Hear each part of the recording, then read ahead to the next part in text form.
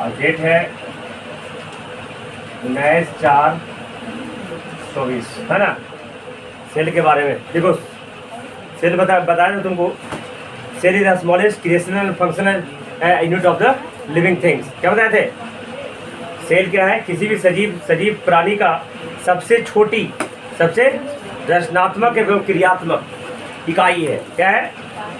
रचनात्मक इसलिए कहा कि इसका एक अपना एक खुद का एक स्ट्रक्चर होता है। जैसे कि देखो मेरा हाथ है ना, इस हाथ का एक अपना स्ट्रक्चर है, दिख रहा है क्या? मेरा बॉडी है ना, ह्यूमन बीइंग का एक अपना स्ट्रक्चर है।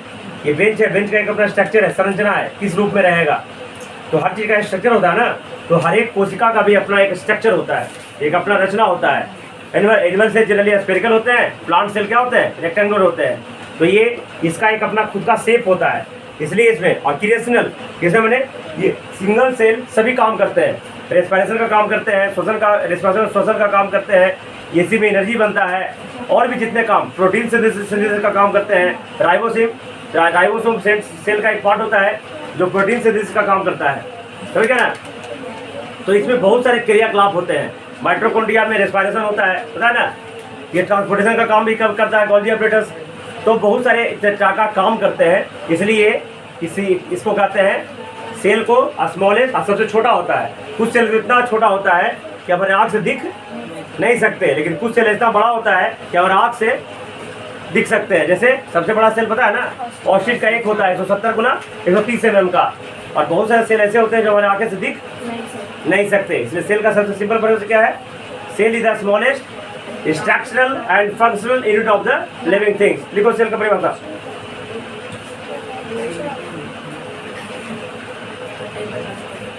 Cell is the smallest structural cell is the smallest structural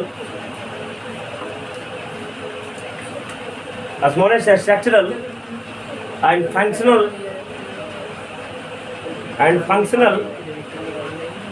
unit of the living things.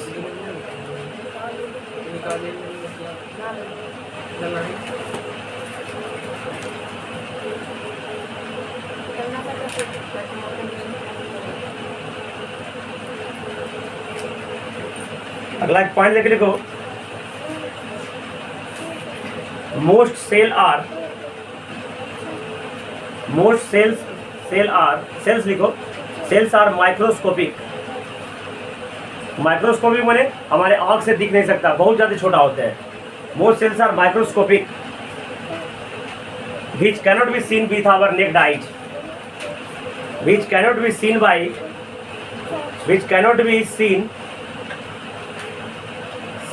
by our open eyes। देखो, by our open eyes। larger cell is, देखो larger cell is ostrich egg, larger cell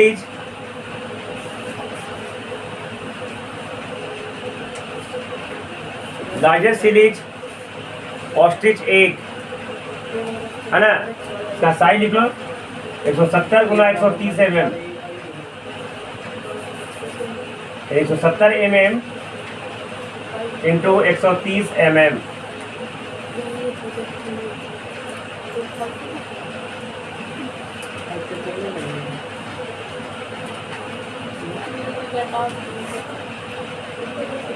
ठीक है, देखो according to cell organisms are of two types। According to cell, organisms are of two types।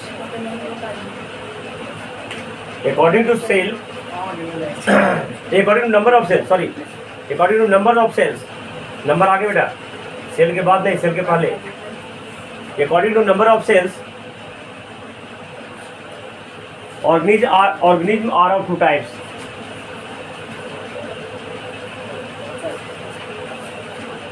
पहला unicellular और दूसरा multicellular. पहला unicellular, दूसरा multicellular. मैंने यूनिसेलुलर ऑर्गेनिज्म लिखना, unicellular organism and multi cellular organism.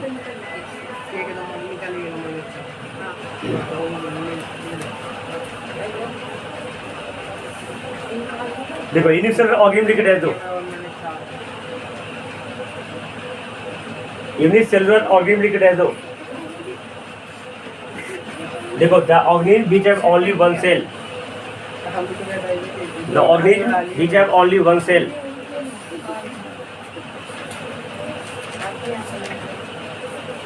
the organism which have only one cell,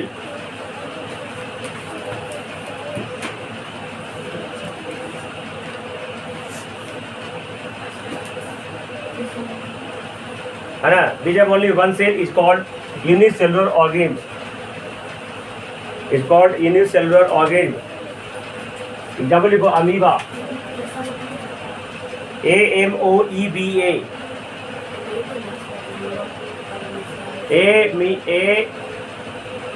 AMOEBA amoeba, comma euglena, EUGLENA,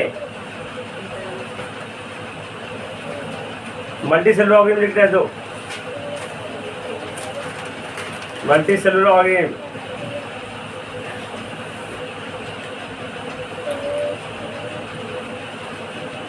because the organism which have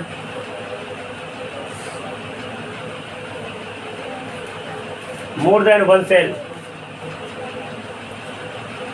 the organism which have more than one cell is called multicellular organism.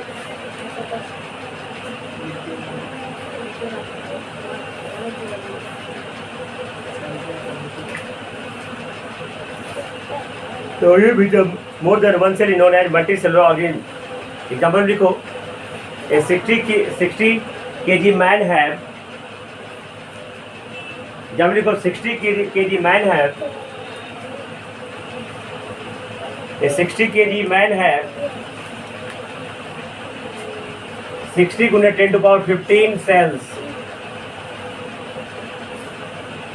60 kg के आदमी के पास 60 गुने 10 to the power 15 sales होते हैं।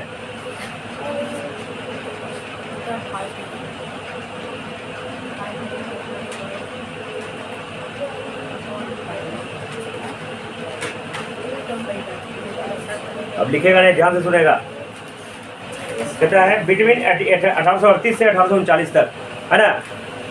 देखो सबसे पहले एक पॉइंट और लिख दो,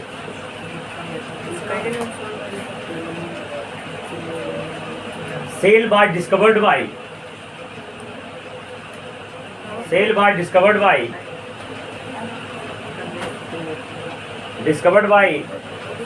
an English scientist. Cell was discovered by an English scientist. Cell was discovered by an English scientist, Robert Hooke.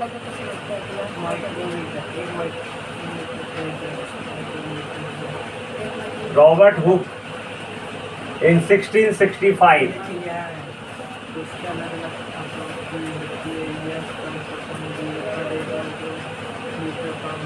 The cell was discovered by Robert Hooke in 1665 by examining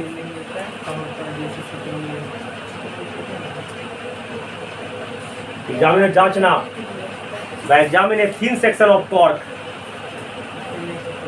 By examining a thin section of cork,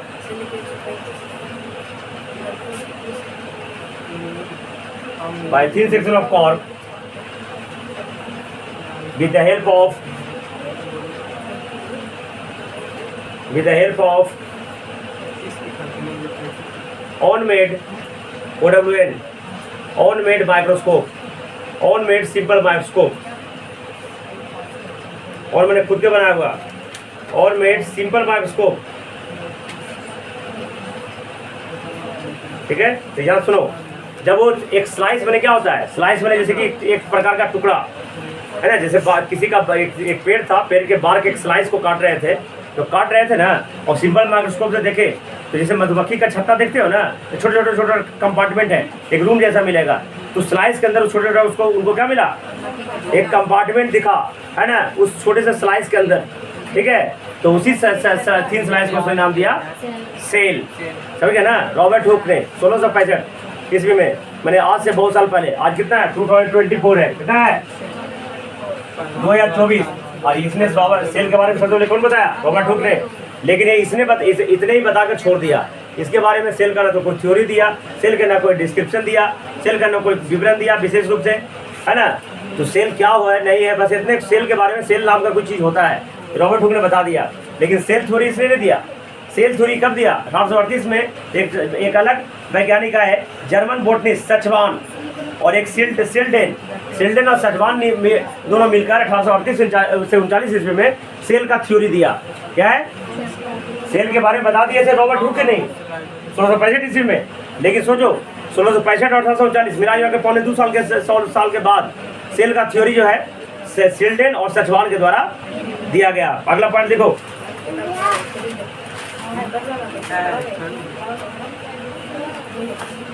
cell theory was given by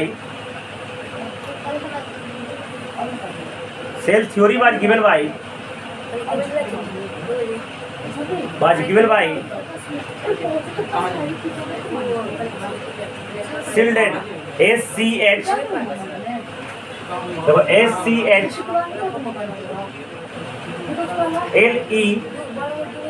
LEIDEN, Schleiden and Schwann,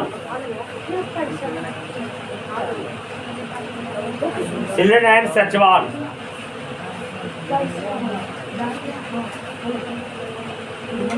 In 1838 and 9 cell के बारे में बता दिया था Robert Hooke ने 1665 में। लेकिन cell theory दिया था सिल्डेन एंड सचवान ने, कब दिया था? 1838 से 39 ईस्वी में।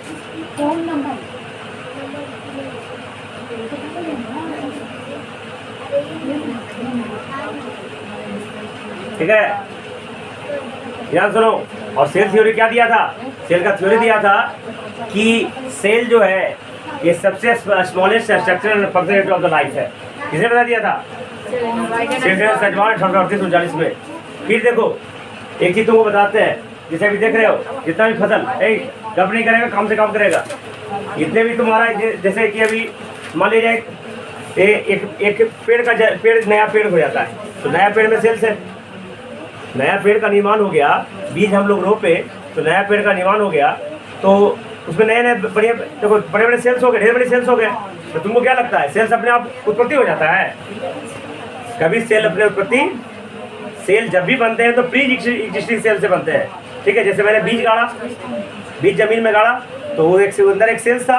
वो सेल क्या होता है? डिवीजन होता है, डिवाइड होता है। डिवाइड होकर 1 से 2, 2 से 4, 4 से 8। इस सेल का डिवीजन आगे जाकर पढ़ोगे, 2 तरह का डिवीजन होता है, एक मायोटिक डिवीजन और एक मियोटिक डिवीजन, है ना। कितना तरह का डिवीजन होता है? Mitotic and meiotic. जब एक सेल 2 सेल में बढ़ता है उसे कहते हैं मायोटिक डिवीजन। लेकिन और जो दूसरा सेल बना उसे डॉटर सेल का वर्ड का प्रयोग करते हैं। क्या वर्ड का प्रयोग करते हैं? जब एक सेल 2 डॉटर सेल में चेंज होते हैं, है ना, उसे कहते हैं मायोटिक डिवीजन। लेकिन अगर एक सेल 4 डॉटर सेल में चेंज होते हैं उसे कहते हैं मियोटिक डिवीजन।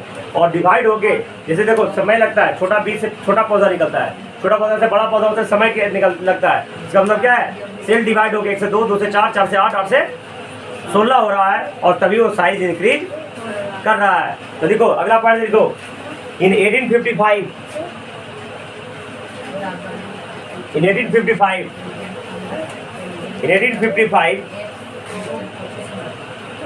वीर चाउ, क्या नाम था उसका? वीर चाउ, VIRCHOW,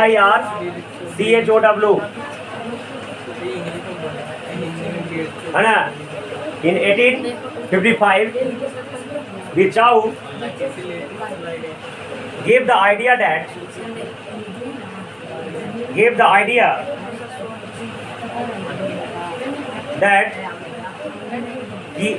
लिखा all cells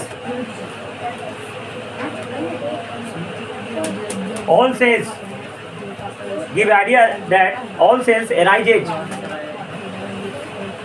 ARIACS, स्पेलिंग गलत है ना, ARIACS वही है। all cells arises from pre-existing cell, pre-existing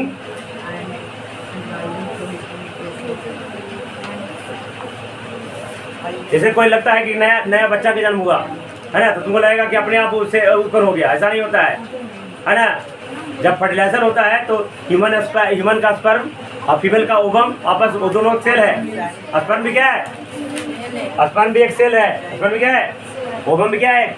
cell. ये दोनों सेल आपस में फर्टिलाइज होता है तो एक सेल फिर जाकर डिवाइड होता है 2 से 4, 4 से 8, 8 से 8, तो फिर बेबी इब्राहिम का निर्माण होता है। तो सेल से ये बढ़ बढ़ के उसका साइज क्या होता है? तो ऐसा नहीं कि कोई बच्चा का निर्माण भी ऐसा ही हो जाता है। कोई भी सेल का निर्माण होता है तो उससे पहले है ना प्री एग्जिस्टिंग सेल होगा, तभी वो नया सेल का निर्माण हुआ। अपने आप में कोई कभी सेल नहीं बनता है, याद रखना। ये किसने आइडिया दिया?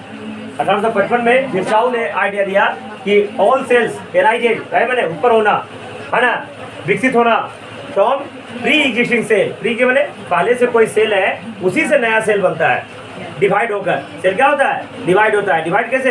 एनर्जी आएगा, डिवाइड होगा। जैसे कि अभी देखो मान लीजिए कोई एक छोटा आदमी है, नहीं कमा रहा है, बच्चा है, अभी जो पढ़ रहा है, पढ़ते पढ़ते तुम्हारे के पास क्या हो रहा है? जैसे सेल बढ़ता है ना, सर तुम्हारे पास ज्ञान बढ़ रहा है।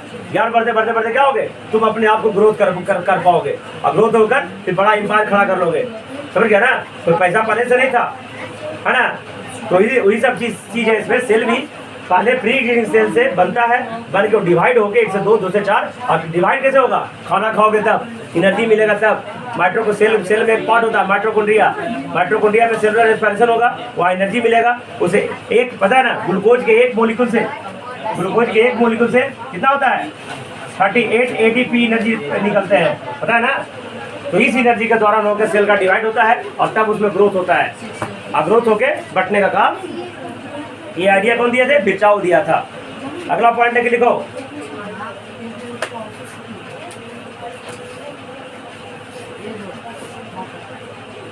अगला और पॉइंट देखो। अच्छा इसी में एक और लिख लो। ये जो लिखा था ना, ऑल और cells arise from the pre existing cell, इसी में लिख लो नो एनी सेल्स ओरिजिनेट, और जब उत्पन्न हो जाना स्पॉन्टेनियसली। स्पॉन्टेनियस मैंने अचानक अपने कोई सेल उत्पन्न नहीं होता है। स्पॉन्टेनियसली SPONTANEOUSLY मैंने अचानक अपने कोई सेल उत्पन्न नहीं होता है। ये किसने दिया था थ्योरी? बिरचाऊ ने।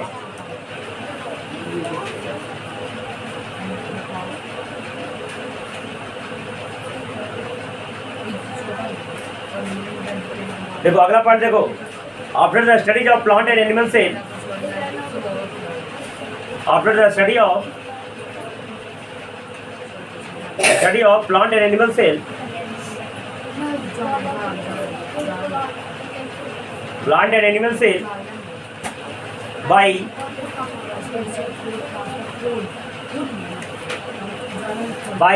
D.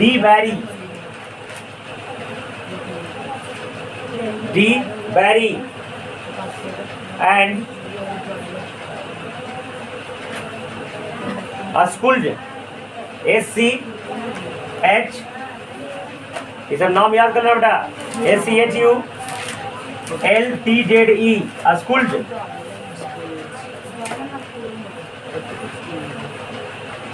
After the study of plant and animal cell by D. Barry and Schuld, SCHULTZE, है ना, protoplant theory was established। Schuld protoplant theory was established। Protoplant theory was established in 1861। देखो धीरे धीरे डेवलपमेंट हुआ है 1860। देखो जी तुम लोग इतना दिन से पढ़ रहा होगा, समझा कुछ नहीं होगा। प्रोटोप्लाज्म किसे कहते हैं पता है तुमको? प्रोटोप्लाज्म नहीं समझ में आ रहा ना? अरे हिंदी में वही कहते हैं, प्रोटोप्लाज्म ही कहते हैं, है ना? ऐसे प्रोटोप्लाज्म के हिंदी में कहते हैं शायद जीव द्रव, नहीं पता है? जीव द्रव कहते हैं। देखो नहीं बताओ, मैं बताता हूँ।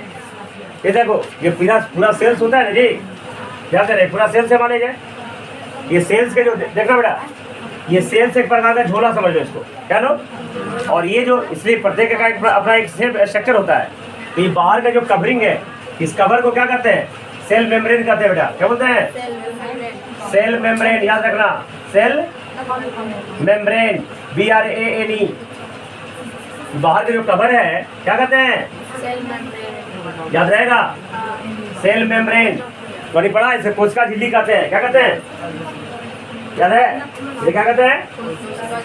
कोशिका झिल्ली, किताब में लिखा होगा। जो आउटर कवरिंग होता है सेल, जिसके अंदर सब लोग रहते हैं, उसे क्या कहते हैं?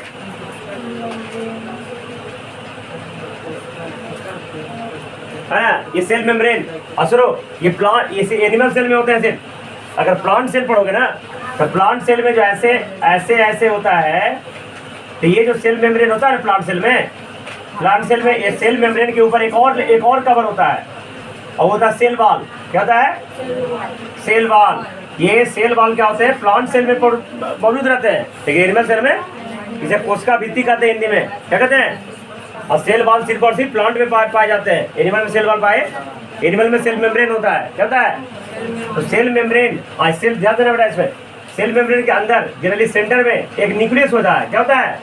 आगे बताएंगे। न्यूक्लियस का खोज किसने किया? NUCLUS। न्यूक्लियस में नाभिक होता है। ठीक है, दिक्कत दूसरा दिमाग में, इस न्यूक्लियस के अंदर एक लिक्विड होता है। क्या होता है? लिक्विड। ठीक है, न्यूक्लियस में होता है केंद्रक। ठीक है, तो इसके अंदर एक लिक्विड होता है, इसे कहते हैं न्यूक्लियोप्लाज्म। क्या बोलते हैं? देखो ये इसे क्या कहते हैं? न्यूक्लियोप्लाज्म। इसे नाभिकीय द्रव कहते हैं। ठीक है, या केंद्रक द्रव कहते हैं। ठीक है, इस न्यूक्लियस के अंदर एक और सेंटर होता है, इसे न्यूक्लियोलस कहते हैं। क्या कहते हैं? Nucleolus, OLOUS। न्यूक्लियस के अंदर एक और होता है, न्यूक्लियोलस, है ना। ठीक, अब देखो इस न्यूक्लियस के अंदर एक लिक्विड होता है, जिसे कहते हैं न्यूक्लियोप्लाज्म। एक लिक्विड होता है, द्रव होता है बेटा, जिसी के अंदर उसके जो ऑर्गेनल्स होते हैं न्यूक्लियस के अंदर, जो छलाए रहते हैं, फ्लोट करते हैं, तैरते रहते हैं। और ये जो देख रहे हो न्यूक्लियस के बाहर, है ना, ये न्यूक्लियर मेम्ब्रेन है। ये जो कवर है ना, इसे कहते हैं न्यूक्लियर मेम्ब्रेन। न्यूक्लियस, ये न्यूक्लियर मेम्ब्रेन। और इस न्यूक्लियर मेम्ब्रेन और सेल मेम्ब्रेन के बीच में भी एक लिक्विड होता है। क्या होता है? इसे कहते हैं साइटोप्लाज्म बेटा, साइटोप्लाज्म, जिसे कोशिका द्रव कहते हैं। हिंदी में क्या कहते हैं? कोशिका द्रव कहते हैं। न्यूक्लियर प्लाज्म और साइटोप्लाज्म दोनों को साथ जोड़कर, है ना, उसे कहते हैं प्रोटोप्लाज्म। दूसरा दिमाग में, न्यूक्लियोप्लाज्म मैं शॉर्ट में लिखा है NP प्लस साइटोप्लाज्म CP, ये बन जाएगा तुमको PP, प्रोटोप्लाज्म हो जाएगा। मैंने कोशिका द्रव और जीव, कोशिका द्रव और केंद्रक द्रव, नाभिकीय द्रव दोनों मिला के बन जाता है जीव द्रव। और ये द्रव है जिसके अंदर, ये देखो, ये देख रहा है बाहर वाला एरिया, इसे बहुत सारा माइटोकॉन्ड्रिया, राइबोसोम, एंडोप्लाज्मिक रेटिकुलम, है ना, लाइसोसोम, है ना, और भी बहुत सारे जो ऑर्गेनल्स हैं, सेल ऑर्गेनल्स, इसमें छलाए रहते हैं और इधर उधर काम करते रहते हैं। और ये एनिमल सेल में क्या होता है? एनिमल सेल में ये होता है तुम्हारा सेल मेम्ब्रेन है, इसके ऊपर कोई स्ट्रक्चर। लेकिन प्लांट सेल में सेल मेम्ब्रेन के ऊपर भी एक स्ट्रक्चर होता है, सेल वॉल। और cell wall non living thing होता है। सेल वॉल लिविंग थिंग, लेकिन सेल मेम्ब्रेन लिविंग थिंग होता है। और आगे तो जाके पढ़ाएंगे तो बताएंगे, सेल मेम्ब्रेन को सेमी पेरेबल मेम्ब्रेन कहते हैं, अर्ध पारागम झिल्ली कहते हैं। किताब में लिखा होगा हिंदी में, सेल मेम्ब्रेन को अर्ध पारागम झिल्ली क्यों कहते हैं पता है? इसके अंदर, सेल के अंदर बहुत अच्छी चाहिए, पानी चाहिए, हवा चाहिए, बहुत अच्छी चाहिए। तो ये इसी से रीच कर जाता है, ये अलाउ करेगा, जिसको अलाउ करेगा जो ही अंदर जाएगा, जिसको अलाउ नहीं करेगा जो, तो इसे परमिशन लेना पड़ता है ना। और इसी से डिफ्यूज होकर, डिफ्यूज समझते हो ना, जैसे इधर आइटम में पानी मारे तो ऊपर पानी चला जाएगा, इधर पटाए उधर अपना भीग जाएगा। तो ये परमेबल डिफ्यूज, इसको क्या कहते हैं? Diffusion process. तो इसमें भी डिफ्यूजन प्रोसेस के द्वारा बाहर का मटेरियल अंदर जो है जाएगा। और ये परमेबल है, परमिशन देगा, जिसको परमिशन देगा वही अंदर जाएगा, अन्यथा। इसलिए सेल मेम्ब्रेन को हम सेमी मेम्ब्रेन के नाम से भी जानते हैं। तो प्रोटोप्लाज्म समझेगा ना, तो वही तो समझ में क्या प्रोटोप्लाज्म। और प्रोटोप्लाज्म थ्योरी कौन दिया? ये डी बैरी एंड स्कूल्ज के द्वारा। कब? जब उसने एनिमल सेल और प्लांट सेल के बारे में स्टडी किया तो उसने प्रोटोप्लाज्म थ्योरी दिया। प्रोटोप्लाज्म समझ में आ गया कि उसके अंदर एक लिक्विड होता है। क्या होता है? जिसके अंदर ये अगला पॉइंट लिखो,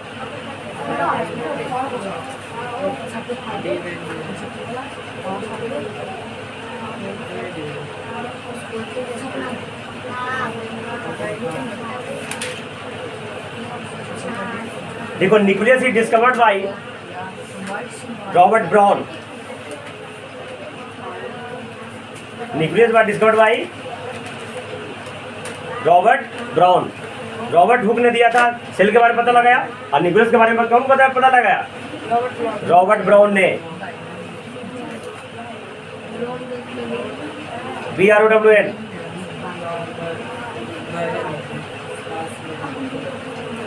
ये कब दिया याद नहीं है, ऐसे 1884 में होगा शायद आंसर। कितना है? नाभिक का खोज 1884 में रॉबर्ट ब्राउन ने किया था। क्या लिखो ना, ये भी कंफर्म होगा तो बताएंगे हम। तो मुझे समझ में आ गया।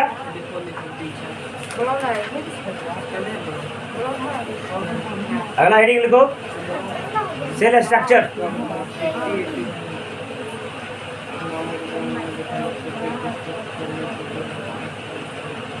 सेल स्ट्रक्चर देखो, the most of the cell most of the cell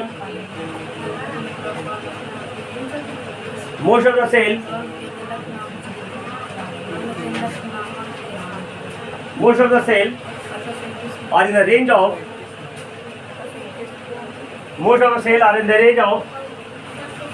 3 to 30 microns. Most of the cell are in the range of 3 to 30 microns. देखो पहले ही जान लो बेटा, 1 माइक्रोन बराबर 10⁻⁶ मीटर, याद आएगा। 1 माइक्रोन बराबर 10⁻⁶ मीटर, ठीक है।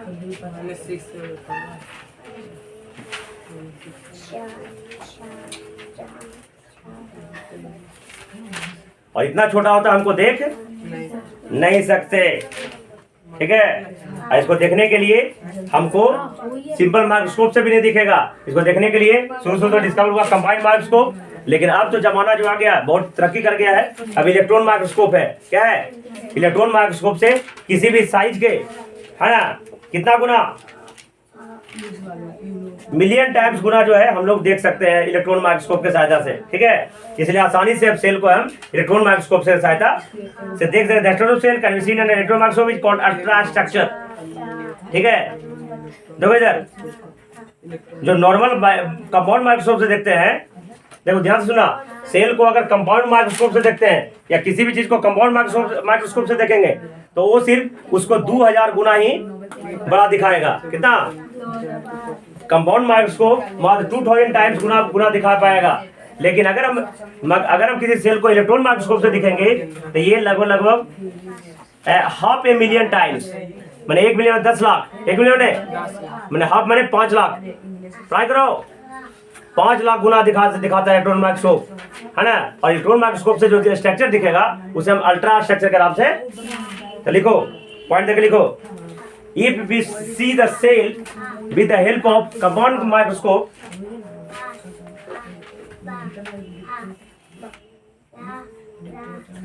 if we see the cell by compound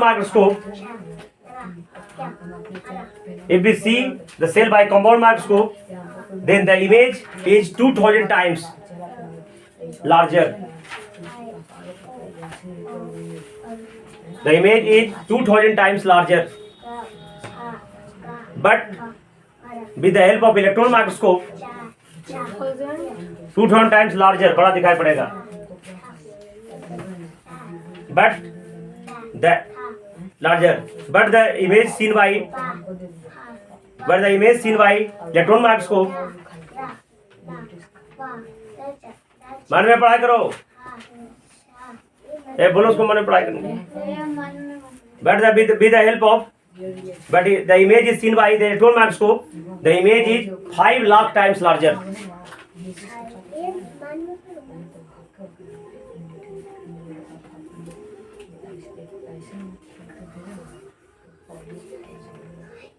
virus types of cells लिख के डैश दो, और ये फोटो ड्रॉ कर लेना बेटा। देखो ये फोटो दिख रहा है, ये टोटल फोटो ड्रॉ करना नाम के साथ। एक क्या है ये, देखो ऐसा जो शेप है क्लामाइडोमोनास है। क्या है? क्लेमाइडोमोनास। ये देखो बैक्टीरिया होता है बेटा, पता है ना, क्लास 8 में पढ़ाए थे। There are 5 microorganism. कितना? जनरली तो 4 ही होते हैं, चलिए कितने होते हैं? 4। लेकिन 5वां वायरस होता है जो लिविंग थिंग और नॉन लिविंग थिंग के बाउंड्री पर होता है, सीमा पर। वो अगर किसी लिविंग थिंग में घुस गया तो अगर कोई वायरस लिविंग थिंग के अंदर प्रवेश कर गया तब वो लिविंग थिंग्स है, लेकिन अगर वो लिविंग थिंग के बाहर है तो नॉन लिविंग थिंग है। इसलिए वायरस इज, बाद में हिंदी में विषाणु कहते हैं, neither living nor non living. लेकिन चार को जो माइक्रोऑर्गेनिज्म है जो लिविंग है, कौन कौन? बैक्टीरिया, जीवाणु कहते हैं, प्रोटोजोआ, ठीक है, कोई दिक्कत, एल्गी, शैवाल और फंगी, ठीक है। और मैं भी क्लास 8 में पढ़ाऊंगा आगे। बैक्टीरिया प्लूरल होता है।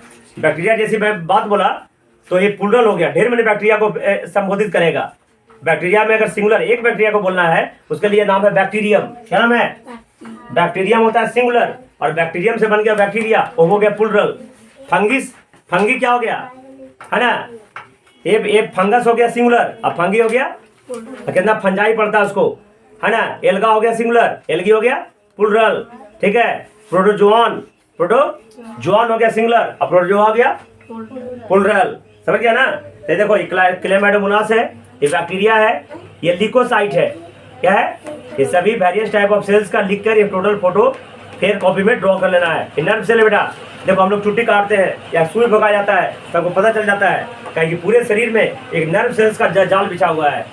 हर जगह एवरी प्लेस नर्व सेल्स को न्यूरॉन के नाम से जानते हैं। नर्व सेल को क्या जानते हैं? तो पूरे बॉडी में न्यूरॉन्स का एक पूरा स्ट्रक्चर नेटवर्क पर फैला हुआ है। तो न्यूरॉन सेल ऐसा है, इसको बारे में डिटेल पर पढ़ाएंगे। डेंड्राइट होता है जो रिसेप्टर होता है, इन्फॉर्मेशन को रिसेप्ट करता है, ग्रहण करता है। ये देखो ह्यूमन स्पर्म होता है, इसके बारे में बताओ। ह्यूमन स्पर्म मेल में जो मेल गैमेट्स होता है, जो स्पर्म है ना, जो फीमेल बॉडी में इंजेक्ट किया जाता है, ये स्पर्म ऐसा ही होता है। इसमें एक लॉन्ग टेल होता है स्पर्म में, ठीक है। इसमें अपना एक न्यूक्लियस होता है और ये मोटाइल होता है। मोटाइल मतलब इसमें मूवमेंट पहले से अवेलेबल होता है। ये लीवर सेल, लीवर के ऐसा है, fat cell, smooth muscle fibre, bone cell, हड्डी का सेल, ये सब अलग अलग टाइप्स का सेल्स हैं। और सेल 3 पार्ट्स में, सेल के जनरली 3 पार्ट्स होते हैं, प्लाज्मा मेम्ब्रेन, साइटोप्लाज्म और न्यूक्लियस। ये मैंने बता दिया। देखो ना, सेल मेम्ब्रेन है ना, सेल मेम्ब्रेन का एक दूसरा नाम है प्लाज्मा मेम्ब्रेन। सेल मेम्ब्रेन का नाम है, दोनों अलग चीज नहीं है। सेल मेम्ब्रेन इसको कोशिका झिल्ली कहते हैं, इसी का दूसरा नाम प्लाज्मा मेम्ब्रेन है। दूसरा है न्यूक्लियस, साइटोप्लाज्म। अभी मैंने बताया साइटोप्लाज्म को कोशिका द्रव कहते हैं बेटा। इस सेल मेम्ब्रेन के अंदर जो लिक्विड्स प्रेजेंट है, जिसके अंदर सभी सेल ऑर्गन्स फ्लोट कर रहे हैं, उसे हम साइटोप्लाज्म कोशिका द्रव कहते हैं। और ये है न्यूक्लियस बेटा। क्या है? जो न्यूक्लियस है इस सेल का पूरा कंट्रोल करता है। पूरे सेल का सभी फंक्शन पे कंट्रोल करने वाला कौन है?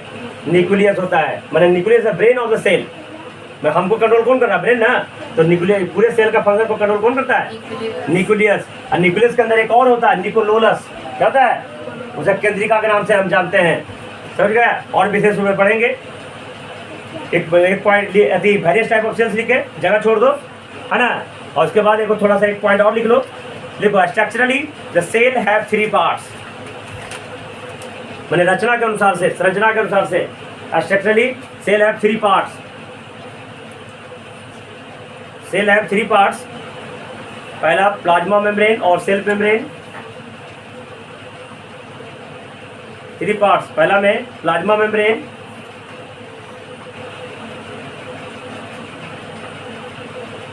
मेम्ब्रेन ब्रैकेट में उसी का नाम लिखो, सेल मेम्ब्रेन। हिंदी नाम लिखा जाता, लिखो कोशिका झिल्ली। प्लाज्मा मेम्ब्रेन या सेल मेम्ब्रेन। दूसरा साइटोप्लाज्म।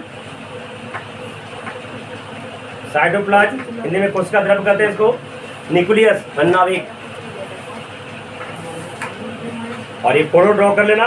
बाकी अगले क्लास में हम इसको विशेष रूप से और करेंगे। सेल के बारे में जानना बहुत जरूरी है।